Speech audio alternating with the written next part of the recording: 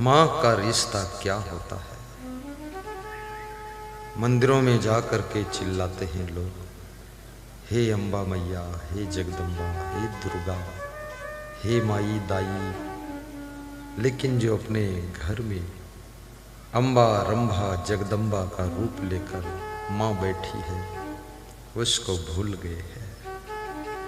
याद रखना, जो अपनी माँ का सम्मान करता है, जो अपनी पत्नी को खुश रखता है, जो अपने घर की बेटियों को संस्कार और संस्कृति सिखाता है, तो मंदिर की देवियाँ उसको बहुत आशीर्वाद देती है। क्योंकि ये दुर्गा देवी, लक्ष्मी देवी ये सब जानती है कि जब घर की देवी को इसने धक्का मार दिया है, अब मेरे दरबार में आया है, तो मेरे भी धक्का मार सकता है।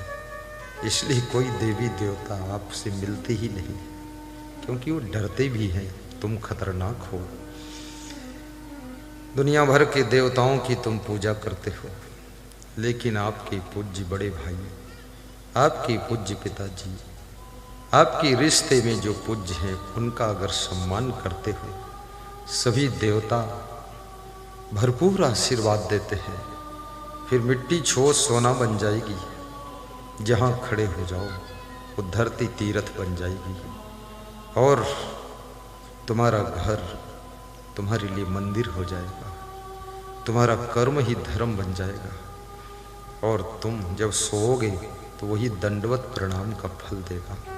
और तुम जब हंसोगे तो याद रखना, तुम्हारी हंसी में भी फूल झरेंगे और पूरा संसार खुश हो जाएगा। अपने आप को निर्मल बनाइए और अपने घर के सदस्यों का ख्याल भी रखिए, उनको अनुशासन में भी रखिए, और स्वयं को बच्चा ही मत समझिए।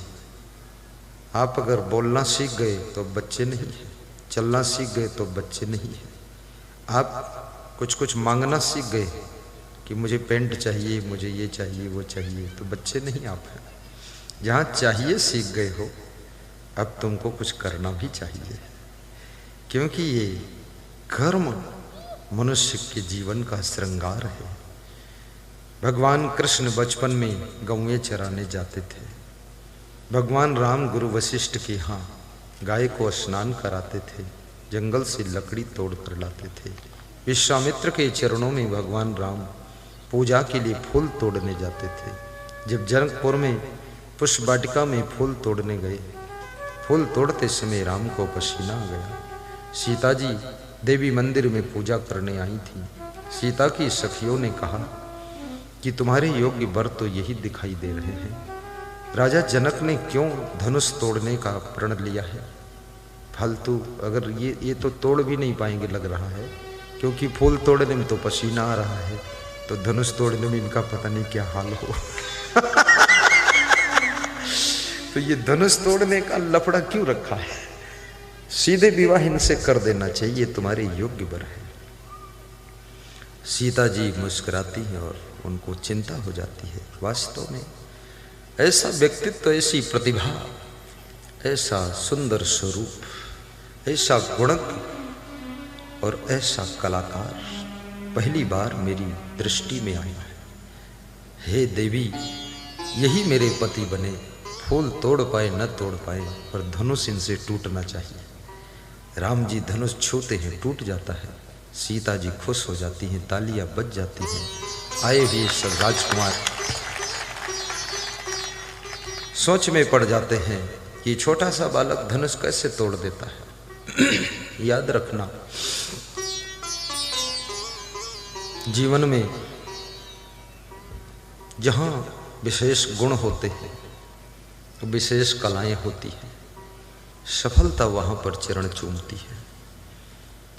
अपने अंदर कुछ और चिंता की जरूरत नहीं है। नई नई कलाओं को विकसित करो, नए नए गुणों को अपने अंदर विकसित कीजिए।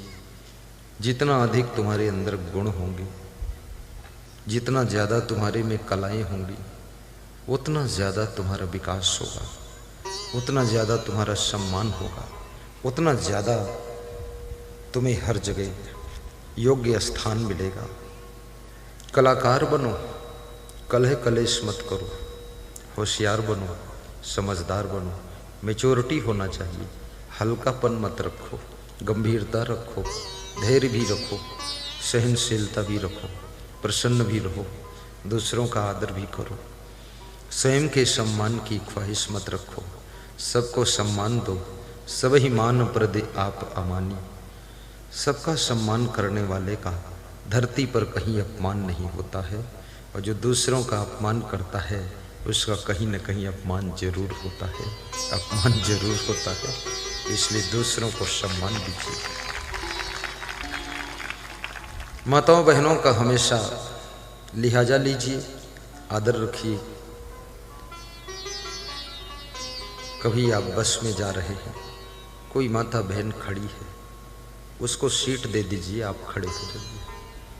उसकी आत्मा से तुमको आशीर्वाद मिलेगा, तुम बस के मालिक बन जाओगे। याद रखना, जो नारियों का हमेशा आदर करता है, लिहाजा रखता है, रिस्पेक्ट करता है, इनकी मर्यादाओं को तोड़ता नहीं है, वो व्यक्ति ऐसी कोई उसकी मनोकामना नहीं है जो पूरी ना हो। और जो रोज प्रवचन सुनता है, सत्संग का रसिक है, ज्ञान को ध्यान से सुनता है, उसके जीवन के दुख अपने आप सुख में बदलना शुरू हो जाते हैं, उसकी बीमारियां भी दूर होने लग जाती हैं। गुरु कृपा से उसको हर तरफ से सफलता मिलने लग जाती है। मेरे पास कल फोन आया कमल साहू खपरी धमतरी से, बोले गुरुदेव मेरा पूरा गांव आश्चर्य में पड़ा है, गांव में बहुत लोग सर्विस करते हैं, मेरे पास सर्विस भी नहीं है, खेत भी छोटा है, मेरा पिताजी बहुत मस्त मौला है, वो काम में ध्यान कम देता है, और मैं जो है एक छोटी दुकान है किराना की, आपको मैं भगवान से भी ज़्यादा मानता हूँ। गुरुदेव लोग कह रहे थे कि तेरे पुत्री हुई है, पुत्र नहीं होगा।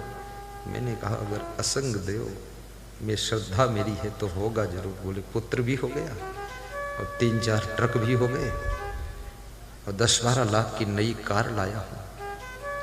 अब आप बताओ और उन्नति करूं क्या? तो हमने कहा और ट्रक ले लो 2-4। धन कमा तो इतना कमा कि धन कमाने की हद कर दे, धन कमा तो इतना कमा कि धन कमाने की हद कर दे। अगर पीढ़ी दर पीढ़ी से घर में गरीबी है तो उस गरीबी को भी तू रद्द कर दे, गरीबी को भी तू रद्द कर दे।